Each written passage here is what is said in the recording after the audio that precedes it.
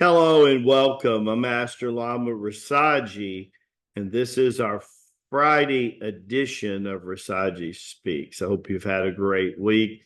That fourth presentation yesterday was the bomb, wasn't it?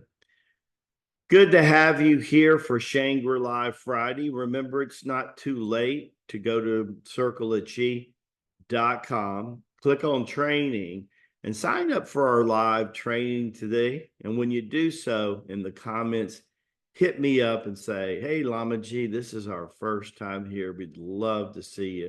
For pennies on a day, you can join us. It's not that big of a deal.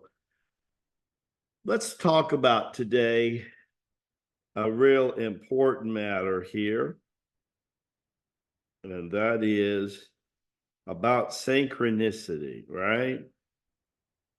Aligning with fate, the dance of synchronicity in our lives, right? Well, let's see what is said about synchronicities, brothers and sisters. According to Jung, Carl Jung, this is what was said. Synchronicity is what happens when seemingly unrelatable events coincide with an improbable ways that have some sort of significance to you or the outcome. Jung believed that synchronicities was evidence of a unifying consciousness at play in the universe, creating physical manifestations of what happens in the human psyche. Well, that's pretty good. One of the reasons that for years when I was working with private students, and I did that for well over 30 years, I would have them read 3 books that I thought were significant for their understanding. Years later, when I wrote our first book in '09, The Circle of Chi, we mentioned in the first chapter those 3 books. One was The Celestine Prophecy by James Redfield, who was a child psychologist, who thought very similar to Carl Jung. The second thing was the autobiography of yoga by Yogananda. And then The Holy Science by Yoganam Guru Suryuktaswami. And those 3 books, I think, gave people a profound understanding of the intrinsic energy called chi and prana and how it works in our lives. And people who have read those 3 books get a deep understanding. In Redfield's book, The Celestine Prophecy, he says that synchronicity is how God speaks to us. What he says later in the book is even more significant. He says that you have the ability to control and increase synchronicity by keeping your energy elevated and your frequency high. Well, guess what, guys? This is the reason you join Circle of Chi. Exactly what James Redfield said. The book was written in the early 90s, and within months after launching his manuscript, he came home one day and found out it was 150,000 orders for that book. There's a saying about that: nothing can stop an idea that's time has come. And our time was perceived by Boganathar, our first Lamaji, over 3,000 years ago. We were descending into the bell curve of consciousness, falling asleep, and then wakening up, and accelerated the wakening up. And now we're at a point, Lamaji just celebrated 41 years of sharing these 3,000 years old teachings with thousands of people over the last 41 years.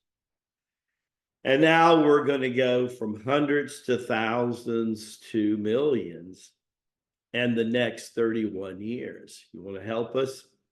We're the spearhead of the largest spiritual evolution since the Ramayana over 25,000 years ago. Want to be a part of that? Hit me up in comments and tell me that you want to be part of this spiritual revolution, and you're going to help do everything you can to make it a reality on the planet so that we can induce the 100th monkey concept to the whole human race. It's a metaphysical way of saying what Jesus said, to save humanity. He was considered the savior, to save humanity. But Jesus and so many avatars before and since him have basically said the same thing. The Christ, the living Christ, and everything about the Christ lives and dwells with you and is the epitome of synchronicity. And as you begin to listen to that inner calm voice that we learn to do because of our sadhanas, our spiritual practices, it will increase. As you keep your energy up, it will continue to increase. You're thinking about Betty Sue and haven't seen or heard of Betty Sue in 5 years, bingo, phone rings. It's raining outside, you're headed to the shopping mall and you're thinking, man, I would love if I could get that parking space come in, and as you're pulling up, someone is pulling out. You just lost your job and that door closed. And then all of a sudden you get home, and then the next 72 hours, you get texts, you get emails, and you get voiceovers of people who've just offered you 4 to 5 new opportunities that 2 or 3 of them are light years better than the one that was either taken from you or you just let go. Always remember, you can't keep 1 foot on the riverbank and 1 foot in the boat, as Lao Tzu says, and yield to higher ground. Time to jump in, as the song says, just dance. Just dance, right? Baraka Bashai, may the blessings be to you and your glorious family. Looking forward to seeing you guys later today on training. Hit me up and let me know it's your first time. Love to talk to you.